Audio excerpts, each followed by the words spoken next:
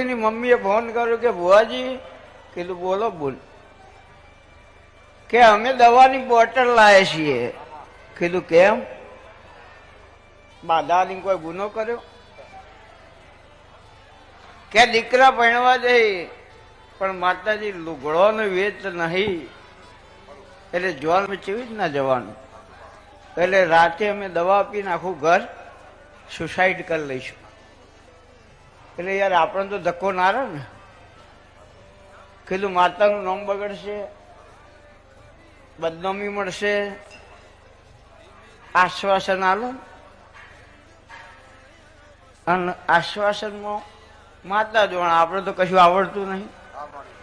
એટલે ભીખા બુઆએ ખાલી ગપ્પું માર્યું કે 11 વાગ્યા સુધી રાતે રાહ જોજે, અને 11 વાગે રાતના અને ભીખાની ચહેર શેઠ બનીને આવશે.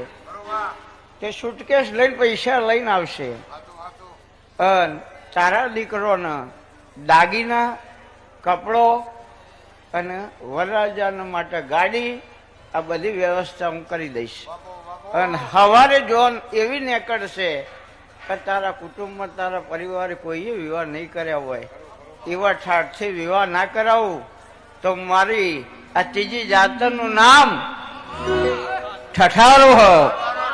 તો આ ઠઠારામી કરે એટલે નામ ઠઠારો રખાય. Download ShareChat.